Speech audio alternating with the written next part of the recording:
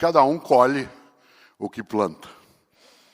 Cada uma colhe o que planta. O mais interessante é que essa frase, ela aparece de modo registrado, intenso, na obra de um dos maiores filósofos latinos da história, um homem chamado Marco Túlio Cícero. Muita gente conhece, claro, pelo nome pelo qual ele ficou mais conhecido, que é Cícero. Várias vezes você tem frases, ideias, pensamentos que foram produzidos exatamente por Cícero.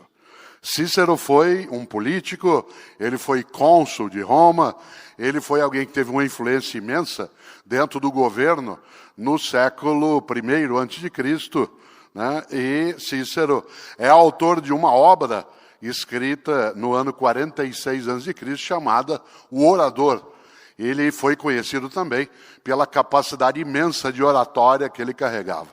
Pessoas com mais idade como eu, tivemos um pouco ainda na universidade do estudo do latim. E uma das coisas que se fazia em relação ao estudo do latim era exatamente o exercício da oratória. E a oratória se dava, claro, com textos clássicos, especialmente aqueles produzidos, escritos por Cícero. É impossível pensar, né, o modo de reflexão ocidental sem trazer à tona a contribuição desse filósofo. Esse filósofo Cícero, ele, nessa obra que eu mencionei, O Orador, inseriu essa frase agora que eu trouxe, que você já conhecia, claro, porque faz parte do nosso dia a dia, que é: cada pessoa colhe o que planta. Eu brinco às vezes, e eu fiz até numa outra palestra nessa semana, porque há uma ideia antiga que diz que Deus é bom e justo. Deus é bom e justo. Olha que curioso, a ideia central é: Deus é bom porque você escolhe o que plantar. Cada pessoa planta o que desejar. Mas é também Ele justo, porque você só colhe aquilo que plantou. Isto é, a bondade está na possibilidade da escolha de cada pessoa. E a justeza está em que você decide aquilo que planta, mas só colherá exatamente isso. Perguntaria eu, será? Será que tudo aquilo que se colhe é exatamente aquilo que se plantou? E as circunstâncias em que você planta e não colhe? E quando você colhe e não plantou? Esta ideia, ela traz à tona algo que é muito marcante dentro da reflexão trazida também por Cícero. E aí uma curiosidade. Hoje é aniversário de morte de Cícero. Marco Túlio Cícero foi executado no dia 7 de dezembro do ano 43 a.C. Isto é, há 2066 anos. Ele, Cícero, morreu com 63 anos de idade.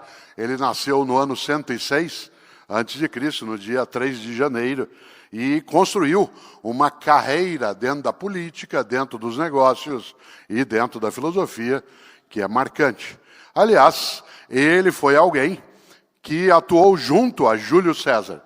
E quando César foi assassinado, no ano 44 a.C., ele, Marco Túlio, ficou ao lado, né, de um adversário de Marco Antônio e depois ao lado daqueles que buscaram enfrentar Marco Antônio, um dos generais de César. E por isso, porque ele, Cícero, não concordou com o modo de condução feito por Marco Antônio, né, o general Marco Antônio, este mandou executar Cícero. E ele foi executado no dia 7 de dezembro do ano 43 a.C. O mais interessante é que a datação utilizada naquele momento, ela já era nova em relação ao momento em que Cícero nasceu. Cícero nasceu, como eu disse, no ano 106 a.C., e ele nasceu no mês de janeiro, que era, olha que coisa curiosa, o penúltimo mês do ano. Eu quero dizer uma coisa que algumas pessoas aqui talvez não saibam, eu gosto muito de lidar com essa ideia. Nós estamos agora no mês de dezembro. É interessante porque às vezes um aluno, uma aluna, teu filho, tua filha, teu neto, uma das minhas netas, Alice, aqui está, ela poderá me perguntar um dia, ou para o pai, ou para a Isabela, a mãe, poderá perguntar, vovô, por que o mês de dezembro é o mês 12? Por que o mês de setembro é o mês 9? Por que o mês de novembro é o mês 11? E aí, claro, eu que sou professor, para poder merecer, né, o elogio, vou fazer algo, senta que eu vou te explicar. É interessante, é gostoso fazê-lo, porque uma das coisas que mais eleva a nossa capacidade é poder partilhar. Pedro lembrou ao final da fala, né, de meus colegas da PUC, que atuando na área de limpeza, segurança, administração, raramente entrariam numa sala de aula, né, para me ouvir falar sobre Cícero, que é alguém que a gente precisa sim ler e estudar, mas que com a possibilidade do mundo digital, ao modo como o Pedro trouxe, isso é possível. Não é o mundo digital que os faz entrar naquela sala de aula, é que o mundo digital retira as paredes daquele tipo de sala de aula e faz com que, por exemplo, isso que eu esteja aqui agora falando, porque também, em momento ou outro falei, né, isso foi para as redes sociais, colocou a condição de uma partilha mais ampliada. E para quem não sabe, o mês de dezembro é o mês, agora 12, mas ele era o 10º mês do ano, até o ano 46 a.C. O calendário romano, que é anterior a Júlio César, o ano se iniciava em março. O primeiro dia do ano era 1º de março. Com toda razão, porque Marte, que é o deus da guerra, portanto uma divindade forte no mundo antigo latino, era quem marcava o início do ano. E por isso o mês de março tem a sua origem do nome, exatamente em honra do deus Marte. Por isso o ano se iniciava em 1º de março. E o último mês do ano era fevereiro. Razão pela qual o mês mais curto, porque ele servia para o acerto do calendário.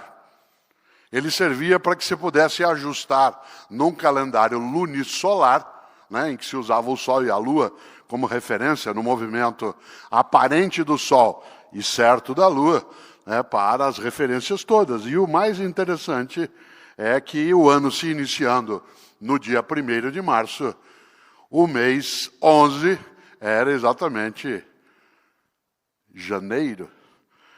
Olha quanta coisa inútil você não sabe. Mas enquanto eu falo, você fica numa tensão imensa. Você gosta de saber o que não sabe.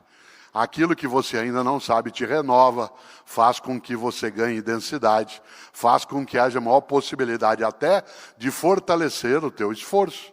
Obviamente que, como Pedro trouxe à tona, vaca não dá leite, é preciso ir buscar, é preciso ir atrás. Né? E nesse sentido, a ideia de trazer algumas explicações ao dia a dia exige um preparo prévio anterior. Eu não fiquei, pelo óbvio, dada a minha profissão, sentado aguardando uma iluminação que viesse e trouxesse a mim a informação.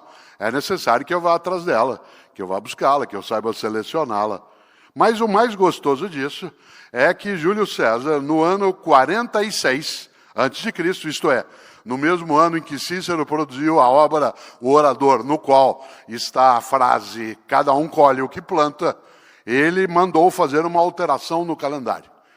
E entendeu Júlio César, e isso vale até hoje, que no mundo latino o ano deveria se iniciar pelo mês de janeiro, porque Janus, que dá nome ao mês, é uma divindade bifrontal. Isto é, tem duas faces, um rosto para frente, o outro rosto para trás. E, portanto, janeiro seria aquele que, como divindade protetora, olharia para o que já foi, como olharia para o que deveria vir. E, a partir daí, todos os países sob influência ocidental foram adotando o calendário juliano, né, que trouxe essa marca do ano se iniciar em janeiro. O único país do mundo em que o ano continua iniciando em março é o Brasil. Aliás, se não é o carnaval, a vida começa após o carnaval. E nós somos um país clássico, persistente, não desistimos, né? Nisso somos aderentes às ideias, né, de Júlio César.